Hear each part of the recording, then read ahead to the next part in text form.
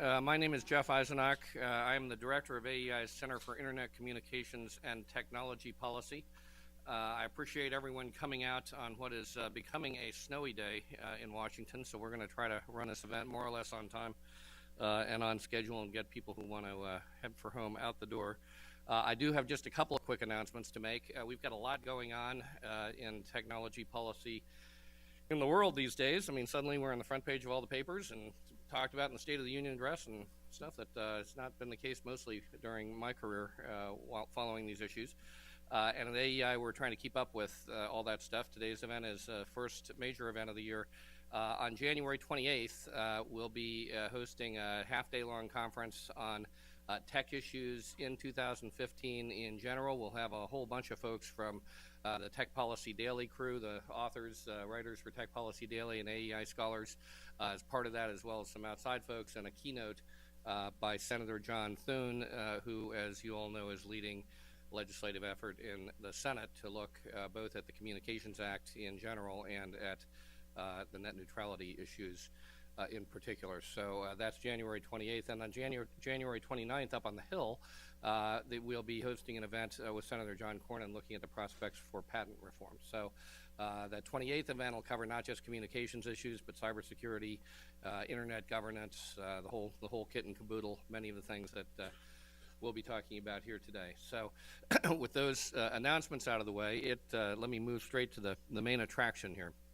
And it's a tremendous honor for us to have with us today Commissioner Mike O'Rielly, who was sworn into office as a commissioner at the FCC on November 4th, 2013. I won't read all of his previous positions held, but most of them on the Hill, beginning with serving as a legislative assistant to Representative Tom Bliley in 1994 and 1995. Those, of course, were important years from the perspective of communications policy. So it's good to have someone with us today who is not only current on the issues before the FCC in 2015, that's the main topic today, but also has the perspective of history as he talks about those things. So Mike, it's an honor to have you here, and please welcome Commissioner Mike O'Rielly.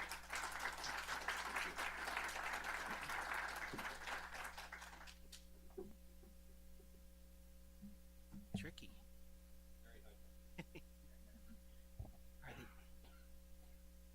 Okay. Well, thank you all. We've been working on scheduling this for a little bit, and you know, when you pick a date far in advance that you think that nothing is happening, it turns out that everything is happening that day. So thanks, everyone. Happens to have two House and Senate hearings. We also have a nice snowstorm going on. So I think someone may not want me to give this speech, but I'm willing to do so anyway. I should also say before I start that it's possible this is a little wonky of a speech, so it's probably not going to be exciting. And if you're John Oliver out there, you're probably not going to like my content. I may bore you a little bit, but I'll try to do my best as I can. Let me start by thanking the American Enterprise Institute, particularly Jeff Eisenach, for inviting me here today. It was heartening to learn that someone of Jeff's caliber and command of the subject matter would find a welcoming home at one of the premier Washington organizations focused on intellectual problem solving and scholarly work. When I use the term scholar, I'm reminded of Ralph Waldo Emerson's use, where he said, "Neither years nor books have yet availed to extirpate a prejudice then rooted in me, that a scholar is the favorite of heaven and earth, the excellency of his country, the happiest of men." For many years, I have worked with AEI on pressing issues important to the American people and our economy. I vividly remember working on the issues involving housing at the collapse in 2008 and 2009. I also worked closely with AEI on trade and transportation issues. But is it in the field of communications, the internet, and regulatory overreach where our views and interests have most often aligned? On that note, it is my goal to discuss four discrete matters facing the Commission. These items are rather desperate, but given the timeliness, I hope you'll forgive me. To the best of my ability, I plan to talk about four items: municipal broadband, net neutrality and the Universal Service Fund, over-the-top video offerings, and the broadcast spectrum incentive auction. I'll start with a topic that I didn't expect to have to address so early in the year: the administration's push to get the FCC to preempt state laws on municipal broadband. Specifically, the FCC has been called upon to override a range of state restrictions on the provision of broadband by local communities. Regardless of the timing, however, the issue generates a number of fundamental concerns. First, the Commission lacks authority to preempt these laws. Proponents rely on Section 706 of the Telecom Act, but I've made it clear that I do not think that the provision gives the FCC authority to do anything. Yet even if it could be read to do something, the provision still does not contain the clear statement of congressional intent necessary to preempt state law. In fact, we've been down this path before. Certain municipalities argued that Section 253 of the Communications Act preempted a state law barring its political subdivisions from offering telecommunications services. Even though Section 253 contained preemption language, the Supreme Court held that there was no clear statement that Congress intended the provision to be used in that manner. In contrast, Section 706 does not even contain preemption language. Actually, Section 706 calls upon both the FCC and state commissions to act, so it's hard to see how this provision could be read to limit state action. Using this provision also ignores the fact that even after enactment of Section 706, proponents of municipal broadband continued to push a number of legislative efforts to preempt states, thereby recognizing that the Commission did not have authority. Those efforts never made it into law. Second, I am concerned about the FCC meddling in state policy on municipal broadband when there is a strong track record of projects overpromising and underperforming, leaving taxpayers holding the bag. This is not surprising. Running a communications network is expensive and demands specialized expertise. Indeed, many electric utilities that have a history of serving their communities have found it difficult to expand into the communications business. Despite the preferential treatment sometimes provided, including better access to rights of way, there's still a high cost to enter, deploy, and connect consumers. And we shouldn't be oblivious to the probability that some localities will seek to cross-subsidize their broadband offerings, providing advantages over other providers. Is the Commission prepared to address this issue? Moreover, the service offerings have not been as attractive or provided as much revenue as some providers initially anticipated. Consumers are only willing to pay so much for faster broadband service.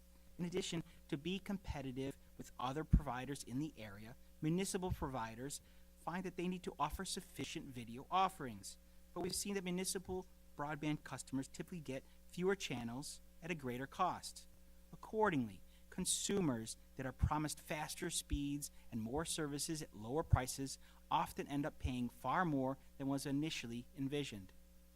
Third, I am concerned about the community-wide impact of overbuilding existing providers, particularly in rural areas that receive federal universal service support. The foundation of the U.S. economy is for private companies to offer products and services, not government-sponsored companies. Our desire to increase competition in the communication industry cannot override our deep concern over the negative impact of governments as actors in the market. Further, the high-cost universal service program supports deployment in many rural areas where it is uneconomical for even a single provider to offer service. In return for USF funding, providers are required to serve not only the towns, but also consumers living in the more remote areas where it can be much higher to serve. If a municipal provider comes in to serve the town, it changes the dynamics for more remote customers. Additionally, it could require an increase in universal service subsidies to the providers competing with a municipal network, leaving less for other high-cost areas. That's because as subsidized rural providers lose lines, the support required to defray the cost over the remaining lines increases. With more support going to those lines, less is available to other providers to serve unserved parts of their communities. Lastly, I challenge everyone to examine specific state laws and restrictions that proponents oppose. If you focus closely, as some of the people in this room have, you will see some restrictions that are not all that problematic or unreasonable. For instance, a number of states require localities to get a referendum passed before committing taxpayer resources. So the legislators in those states decided to ensure that the taxpayers in a locality actually support municipal broadband before allowing it to move forward. That sounds like democracy to me, not an unreasonable burden. In fact, the residents in a number of Colorado towns passed the appropriate referendums in the November election, so there is concrete evidence that it's doable. How it is possible that the Commission would contemplate overturning this is beyond me. As I said before, broadband deployment challenges need to be examined holistically. As the FCC considers particular actions to address these challenges, it needs to assess both the individual and additive impacts of its actions on the competitive environment. The case of municipal broadband is no different. Turning to a different topic. Over the last many months, in fact years, much has been said on the topic of net neutrality, reclassification of broadband as a Title II service, and forbearance. I know you're all well aware of the debate. We've analyzed them before closely. And since the Commission's scheduled to consider these items next month or something on this topic, I won't rehash all of the particulars here today. Rather, I want to focus on one aspect that has not received as much attention in the record: the impact of reclassification on USF fees. Today, statutorily defined telecommunications carriers and certain other providers of interstate telecommunications pay a percentage of their interstate and international end-user revenues to support the Federal Universal Service Fund, which provides funding for the FCC's Universal Service Subsidy programs.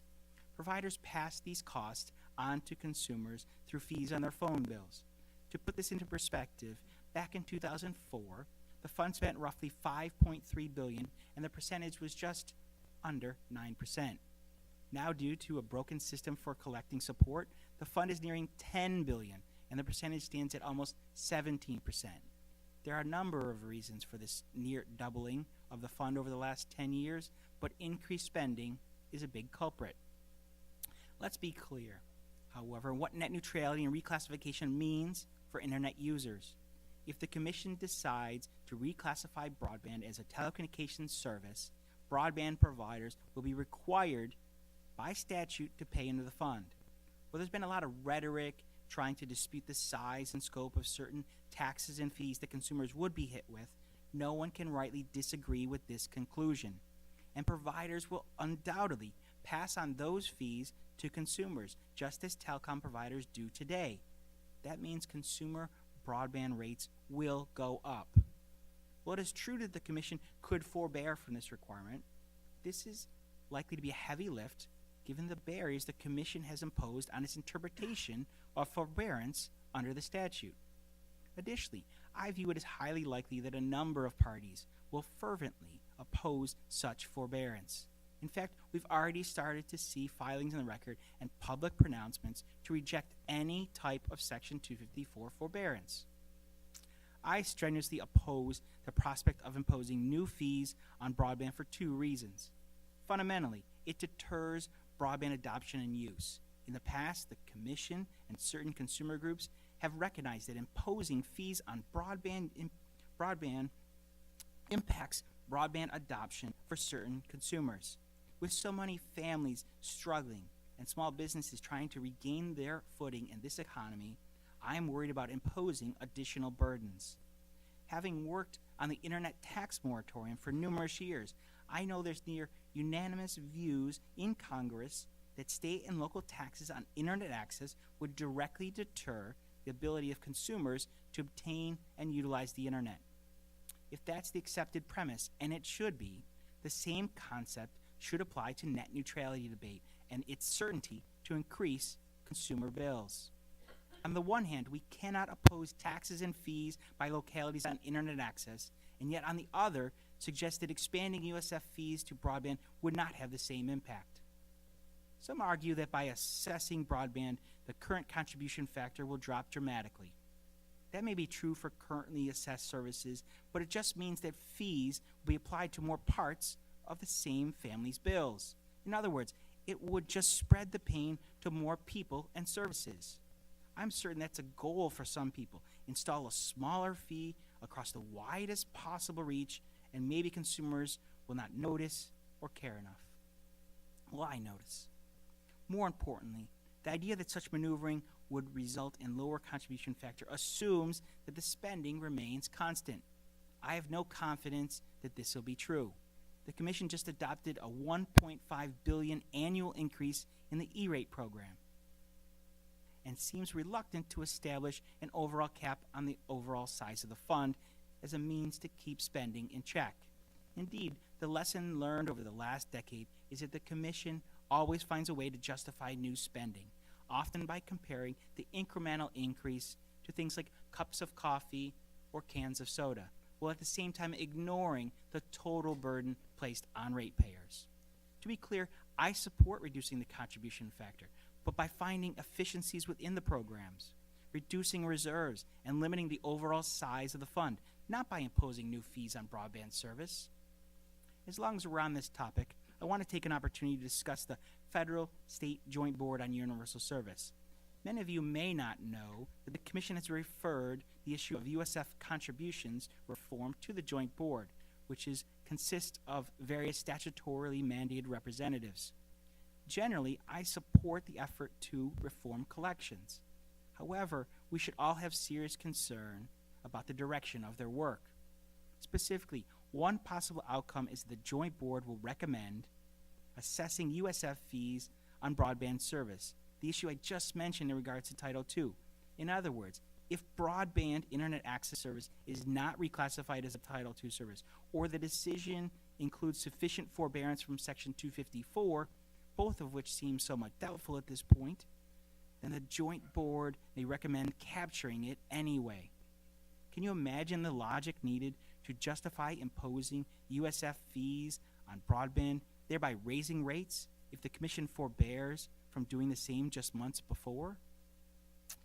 I state to you unequivocally, the Joint Board should immediately cease any consideration along these lines, and if such recommendation were to be offered to the Commission, I would oppose it vehemently. Furthermore, such an action would call into question the validity and value of the Joint Board, and I would seek to eliminate any potential future Joint Board activity, including seeking possible statutory changes to strike its existence. In the larger picture, Congress is actively working towards a legislative solution to net neutrality, with hearings taking place today on new bills in the House and the Senate. There are very good reasons for the Commission to take a step back and wait for that process to work. The Commission is a creation of Congress and exists to carry out its laws. Accordingly, if Congress intends to act, then the Commission must defer to its judgment.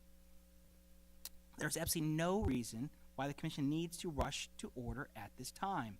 There's still no evidence of market failure or harm to consumers. There are no pending claims of potential net neutrality violations. And there are a number of significant issues, including the ones I just mentioned regarding USF fees, that have not received adequate consideration. On another very timely topic is the Commission's attempt to regulate online video content. Online video is proving to be the next killer app, driving rapid consumer adoption of cost-cutting devices and technologies.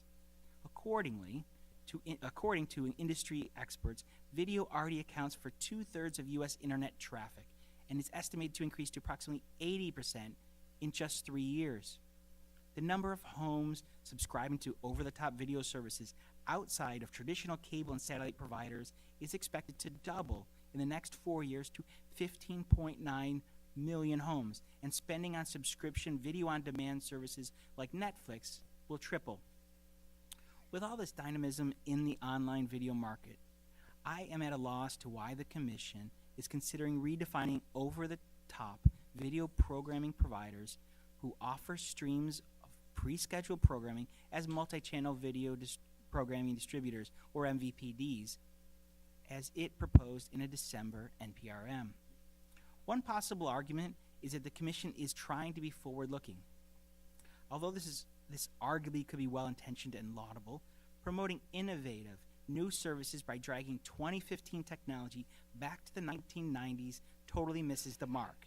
It is no coincidence that the internet, and online video in particular, has grown to where it is today without the FCC's assistance. In fact, the FCC lacks authority over most of the internet. Therefore, the best thing the Commission can do is not get in the way. My suspicion and concern is that this proceeding is just another attempt to exert authority over the internet. The net neutrality proceeding is headed down a path that would impose Title II on internet providers. Here, the aim may be to capture over-the-top content under Title VI of the Communications Act. Collectively, the two efforts would leave little of the internet free from the grasp of the Communications Act, a law not written for the internet age. Besides the overarching question regarding our statutory authority to regulate over-the-top video programming, pursuing this path raises many issues. Like many of our rules, MVPD status infers some benefits. But with the good, you must also take the bad. Everyone must understand that under the current proposal, if you look like an MVPD, you are an MVPD. The rules would apply even if the company doesn't want the status. And in this instance, the supposed benefits form a short and undistinguished list: program access and retransmission consent rights. In return, the MVPD rules would automatically place many burdens on providers that may impact current and future business plans. Furthermore, I am concerned that imposing this model may skew the marketplace in a harmful way. For instance, if adopted, over-the-top providers may opt for an online linear programming paradigm to take advantage of some of the perceived benefits instead of pursuing other more promising or innovative offerings that the market and consumers may prefer. Conversely, Commission action could lead entities to abandon linear online plans, or worse, remove content from the internet because of the potential regulatory burdens. The proposed rules could have significant unintended consequences on an emerging industry still trying to define itself. We also must ask whether the Commission's path could actually impede deals that are already being negotiated in a very encouraging pace. Just 2 weeks ago, at the Consumer Electronics Show, Dish Network unveiled a standalone live streaming video service complete with ESPN and a dozen other live TV channels, as well as a variety of on-demand content for just $20 per month. And deals cut by Sony, Microsoft, and others clearly demonstrate that negotiations can commence and agreements can be struck without FCC involvement. Do we want to muddy the waters and tip the scales of private marketplace negotiations in favor of program access and retrans disputes? The last item I'd like to discuss is the Commission's obligation to structure and conduct a broadcast incentive auction, the first of its kind to be attempted. Recently, a number of my fellow commissioners have explored taking a pause and possibly delaying the incentive auction now scheduled for early 2016. My position regarding the timing of the incentive auction has not changed one bit from my initial confirmation hearing. I firmly believe that we should endeavor to hold the auction as soon as possible, since there's great pent-up demand for licensed spectrum. We noticed this in many different forums, but getting the auction structured correctly is more important than when it is held. Congress provided the Commission broad authority on the timing of the auction, as long as the receipts were submitted within the 10-year budget window. And a failed auction does not help anyone: Congress, the Commission, the wireless industry, broadcasters, or more importantly, consumers. To be clear, any delay must be grounded in sound policy. Given how the process has gone so far and a number of major market developments, there are legitimate reasons why the auction date may rightfully slip by a year or more.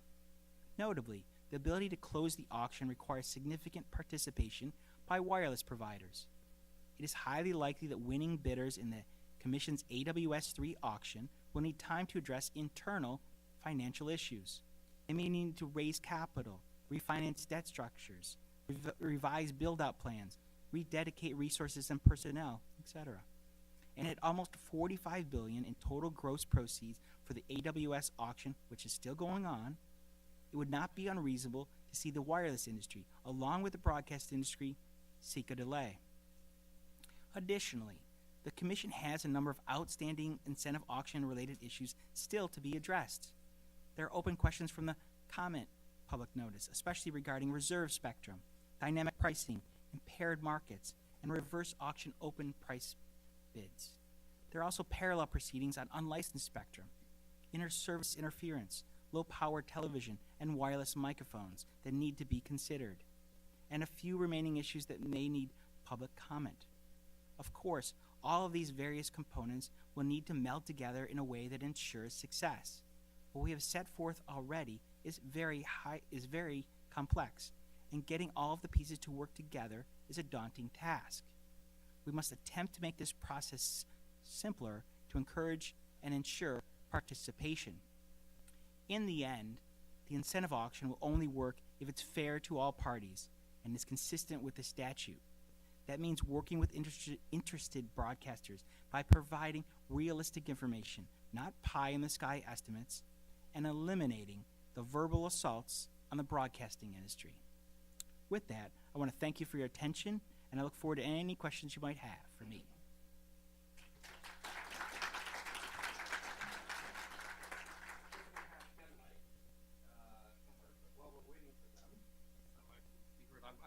While we're waiting for the hand mics, or Evelyn, can you bring the hand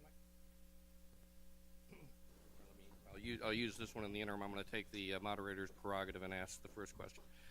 So first of all, thank you for a market-oriented tour de force on some of the most important issues facing the FCC in the country, and it's nice to know that those sentiments are still being heard inside the halls of government.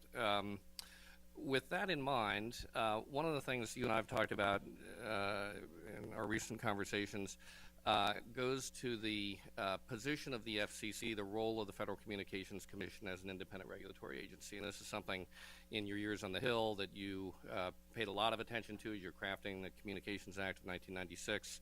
And since then, the FCC was designed as one of these progressive era agencies that is designed to take potentially politicized decisions out of the political realm and put them in the hands of five, hopefully, unpoliticized experts and make the decisions on the basis of the facts and the merits as opposed to the political forces at work. Now, on three issues that you mentioned, the first is the E-rate, actually. I think people may have forgotten that the President weighed in very heavily on the E-rate about a year ago, basically instructing the Federal Communications Commission to increase the size of the program, which is to say to raise taxes and spending. And more recently, notably, has weighed in actively on these issues of net neutrality and municipal broadband. And I just wanted to give you a chance as somebody who's been in this arena for a long time and now looking at it from the FCC to talk about the role of the FCC as an independent regulatory agency, as an expert decision maker, and whether all these kind of recent political activities give you any concerns. So thank you very much for the question, and continues our conversation. I would answer it this way and say I've followed and overseen as part of my previous role in different employment opportunities the FCC work. And this is my fourth or fifth chairman, and I've been quite disturbed what has happened recently in terms of the involvement and the views of the administration in our activities. I haven't seen that in the past in my experience, whether it be Republicans or Democrats, Republican or Democratic administration, as it has in this current structure. I've been very troubled on what has happened on the net neutrality debate, and I've also been really troubled what just happened on municipal broadband. The president made an announcement one day on behalf of the administration, and the administration followed up with a letter, and at the same day the commission announces that it's going to consider the issue in our February meeting. So I find that to be very problematic going forward to produce an independent outcome which is in the best interest of the statute and meeting the obligations that we have. I find it very problematic, and I don't know what the repercussions will be going forward for other administrations. Sir. Henry Hedger, research at NARA. I wondered what your feelings were on internet regarding problem sites in the website area. For instance, ISIS using it as a recruiting mechanism, not just for Syria, but in general. And of course, we're in extreme danger right here in our own country due to the military operation against ISIS. You seem to indicate internet, the less done, the better. But is there a need for a new law, too, that might be assisting in this regard? They say that internet websites are protected by the Constitution and the freedom of the press. That being the case, not much can be done. We've been through this before over and over, but the situation clearly looks of great concern. So first and foremost, I'll answer your question this way, and that is that if there's a new law to be considered, I have to leave that to my former employer, and they will have to consider what type of legislation may or may not be appropriate. Under our current structure, the Commission doesn't have a great deal of authority on the content of websites. Thank goodness. You never know what tomorrow may bring, but today we don't follow that course of action. Now, you highlight a number of instances where very troubling content can be available online. The number of, the internet is used, obviously, in a number of different instances for hateful speech, in a number of different situations. That somewhat is, as you highlight, our protections under the First Amendment, and is something that we enjoy and embody in the United States, having the First Amendment protections to say things that are outlandish, that are very troubling, and except for a couple areas of content, we generally don't, in the broad scheme of things, don't prohibit it. So I would have to look at any particular restriction that someone was proposing, but at this point, it's something that we have to deal with on a national security type front and follow up any type of scenarios. And using a previous hat, you have a number of different mechanisms in the intelligence world to follow down those, follow up on those kind of situations. But in my current role, I don't think that's something that we have a great role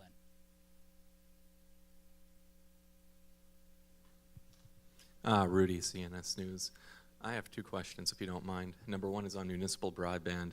According to the Census Bureau, only 15% of Americans don't have access to internet, and according to Pew, of that number, 12% don't want it, 3% want it and can't afford it. So you're looking at 3% of Americans who don't have it. Do you think the municipal broadband effort is really about getting internet to those 3%, or is it more about socializing the internet for proponents? And then my second question. Well, let me answer you first, then I'll certainly give you opportunity to answer the second, or ask the second. I don't want to put any motives behind those folks that are seeking this. I just highlighted a number of issues I have with fundamental problems with municipal broadband. Certainly, some of the numbers suggest, as you highlight, that broadband is being deployed, throughout America in a reasonable fashion. We're going to have an item on our next meeting, likely to deal with this issue. So I don't want to get too far down that road. But I don't want to talk about particular motives, but I have extreme trouble with municipal broadband networks. We've certainly had problems in the past. They've been, in some instances they've been failures. In a couple instances, people highlight, benefits, but when you dig deeper, they seem to have issues into those networks as well. The second one is on net neutrality. You spoke about regulating content on the internet, and nobody has proposed to that to too much of an extent yet. But some people have. Cass Sunstein wrote a whole book about having a fairness doctrine for the internet and why government should regulate what people seek out, and, for example, forcing them to post links to other websites that they disagree with. Cass Sunstein's out of the administration now, but do you think there are still elements among your colleagues who would like to regulate content? So everyone just needs a little bit of a nudge, right? No.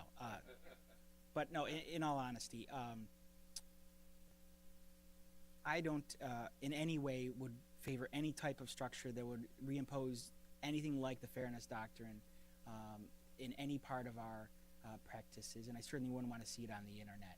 So if people are pushing along those lines, I wouldn't be supportive. I don't know that people are. There are definitely fringes where I've heard those arguments. I haven't heard them from my colleagues at the Commission, which is somewhat healthy, but it's to be determined what you can do. Common carrier status obviously has a number of protections in terms of what they can and can't do in terms of regulating content.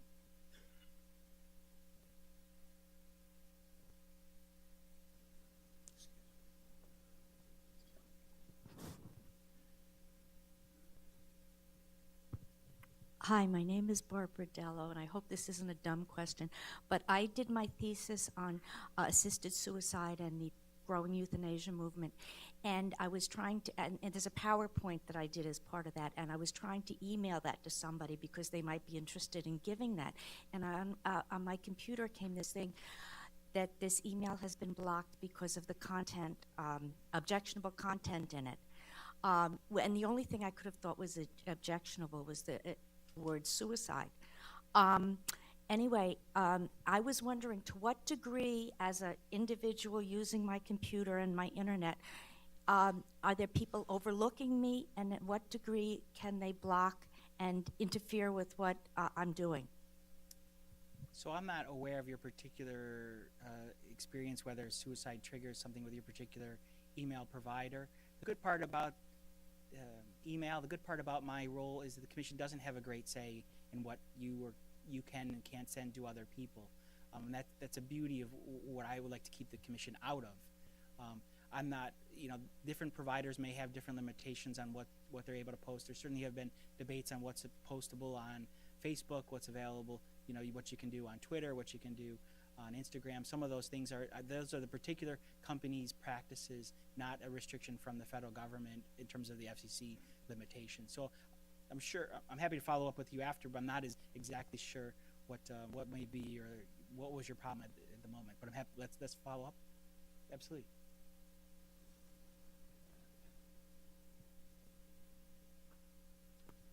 Hi, I'm Alan Holmes. I'm with the Center for Public Integrity. Two quick questions. Sure. One is, I think in the municipal broadband, it might not be access, but it's cities that are asking the telecommunication companies to upgrade their systems so that they can then offer much faster speeds to companies to do economic recruiting. What we're hearing is that they're saying, no, we can't, it's too expensive. So why can't a city, if they have no other options, and they're looking at trying to fight for their economic lives, build a system that they can then attract major industries that require big pipes to move data? That's one. Sure. And the other one is let that... me answer this one. Yeah, please. Yeah, Let please, you go get ahead. a second. So a couple things. One, you highlight if I heard your question correctly, you highlight a scenario where the locality has sought out providers to upgrade their network. That's actually one of the limitations that people who support municipal broadband say should be stricken. That there shouldn't be any kind of an opportunity to require, a state may have imposed a requirement to go and talk to local private carriers and say, are you willing to do X, Y, and Z? Are you willing to upgrade your network in this amount of time? Are you willing to do this? And if they say no, and a right of first refusal, if they say no, then that changes the debate in the statute in the state. And then, I think of Pennsylvania has one of those structures, and they have an opportunity to move forward. But in terms of your larger question, whether it's of value or not is something that I have to step back from a little bit. The question is, do I have authority at the Federal Communication Commission to overturn a state law that you just described? And that's where I do not believe we have authority to do. If the Congress, in its wisdom, gives me that authority or gives the Commission that authority, then I will act in whatever Congress does. And we have had legislative efforts I talked about. There have been legislative efforts over the years, and I've been part of them, different bosses in different times in different jobs, where they were in favor or were against different times, and we did consider legislation along these lines. It never made it into law.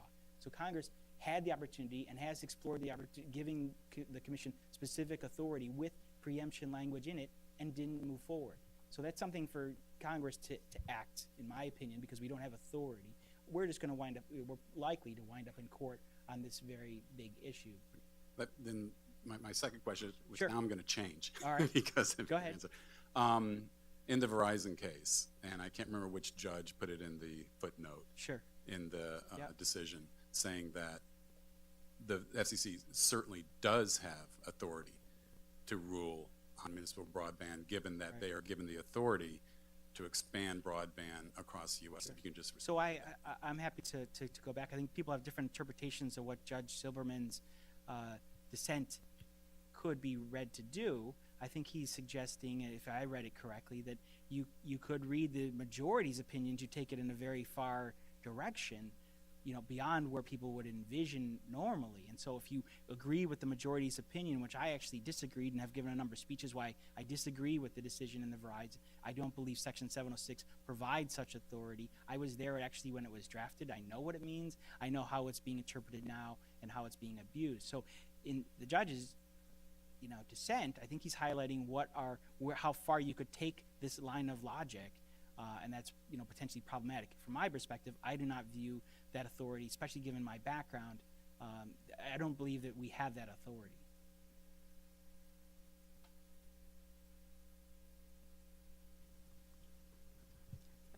I'm Barbara Esben with the law firm of Cinnamon Mueller, and I'm glad you mentioned the MVPD definition rulemaking. It's very interesting proceeding, and one of the things that caught my eye in the notice of proposed rulemaking is that the FCC is considering giving online video distributors the option of being an MVPD or not. And you've suggested that that's a status, it kicks in or it doesn't. Could you comment on this view that the Commission, which does not have forbearance authority under Title VI, could provide entities with the option of being regulated or not? So I'm aware of the language that was added to the item.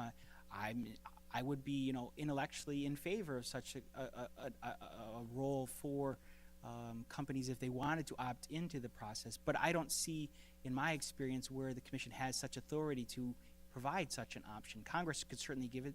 There have been, charges made that the Congress could also extend forbearance authority to Title VI, which I think there's, great reason to consider.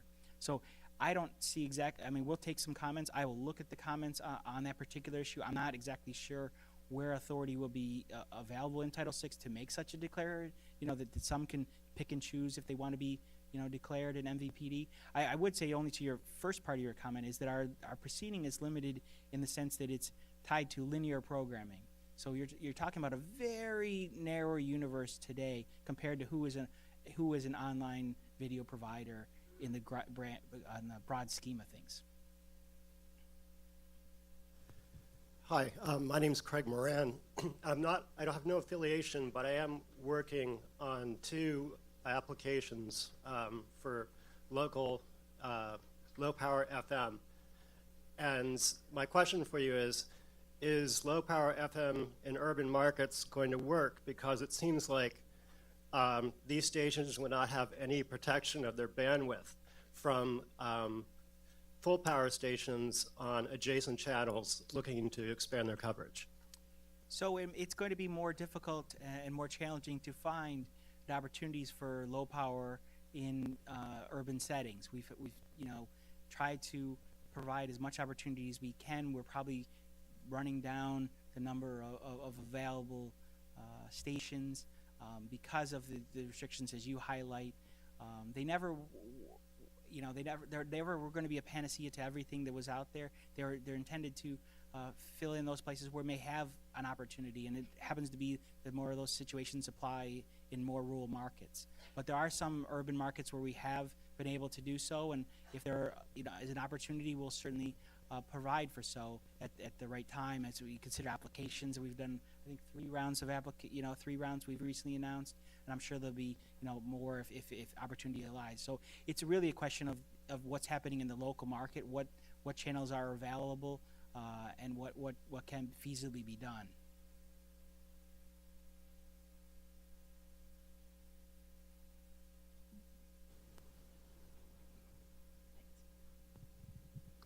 I'm Jerry Ann Timmerman with the National Association of Broadcasters.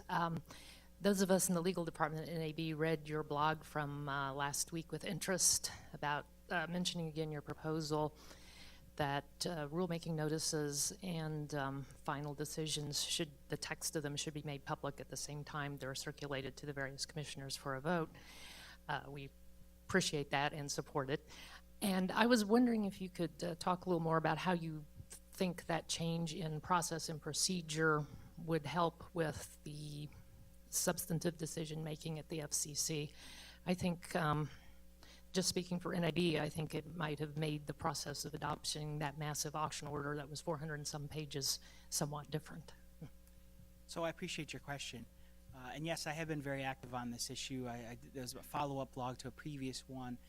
This one more addressed issues that and problems that have been raised internally on why I can't do what I want to do, and why why it shouldn't be allowed. And I just have a difference of opinion, not only in what the barriers are, but also the benefits. The barriers, I think, are procedural, not legal, and therefore there's something that can be overcome with management and dealing with appropriate resources. But where the benefits are, I think, are very significant, not only for me, but also the rest of the commission. So the universe that I'm talking about in that issue is fairly small, and it may be something you could expand later, but I am talking about just items that are ready for an open meeting. So we're getting ready for an open meeting, next week, and there are items that have already been circulated, as you know. Those to me would be candidates and should be made available publicly. We can put them on our website and take public comment and take the views of expertise from those practitioners in the space and those commenters around. We get comment like that today, sometimes based on an NPRM, sometimes, but it is often, the debate is often very much like, it's very scattered. In terms of what people think that they may be commenting on, and it's a very shotgun approach. How about if I put it that way? And you try and get as much as you can and what you think the item may be, and you try to address what the commission might be doing. And I have those meetings myself, and every day I have a meeting where someone probably comes in and doesn't know exactly what's in an item and is trying to make an argument on what it could or couldn't do, and should and shouldn't do. And I'm not allowed under the current rules to tell them that they're wrong. I'm not allowed to tell them, gee, you know what, we've already solved that issue, you're okay. I'm not allowed to say, gee, you're completely off kilter here. We're dealing with something completely different, and you should think about this issue in 6 months and when we're going to revisit this, which probably, So I'm not allowed to say that. And it would make our debate so much clearer and so much better if the entities who have interest in an issue, whether they be associations or average, the American public, are able to comment on the specifics of the item, what is actually in the text. It would narrow down more to the rifle shot of what might be. It may mean that we get more precise comments, and areas that we may be screwing up or maybe in error in judgment or need more specifics on could be improved. And that's what I think would benefit from this process. I just have deep trouble doing meeting after meeting where people, just don't have a fuller picture. And it actually is more problematic than that. It is that some entities do know more than others. So it's preferential treatment. They may know something because they talk to someone at the commission, or there's information available from wherever. It's certainly not coming from me. I'm prohibited from sharing. But someone is sharing information, and they may know something, but other people do not. So you have an unfair process going forward. And I know the goal is to have a very efficient and a very open FCC, but this, in my opinion, harms transparency and harms efficiency. And so I'll continue to push this issue going forward, because I think it's so important that we have commenters focus on what the issues really are before us.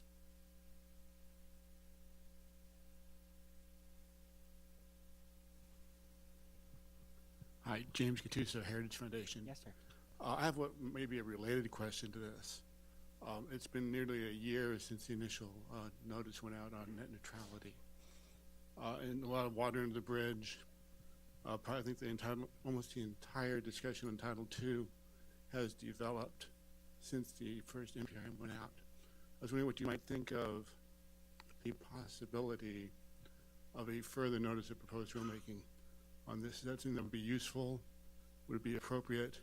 Or would everyone just be sick to death of the issue and not want to hear it? Well, first and foremost, I should say I don't get the right or the privilege to declare that. I can tell you my views, but that is something that the chairman and the majority get to decide what we may or may not do. And here they've decided not to pursue further comment. They think the record is full enough to not have to seek additional views. In terms of my opinion, I've raised a number of problems with the substance of net neutrality discussion. Suffice it to say, I've had deep concerns in this space. So I would think that there'd be benefits to additional comment. I think there also there's value in seeing how it interacts with congressional consideration of legislation.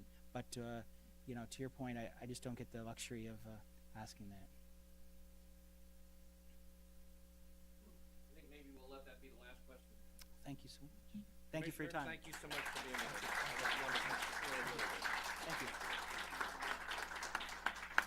Commissioner O'Rielly, again, thank you for being with us, a tour de force on a whole bunch of issues that really matter, and we're looking forward to an exciting year in any case. Thanks again.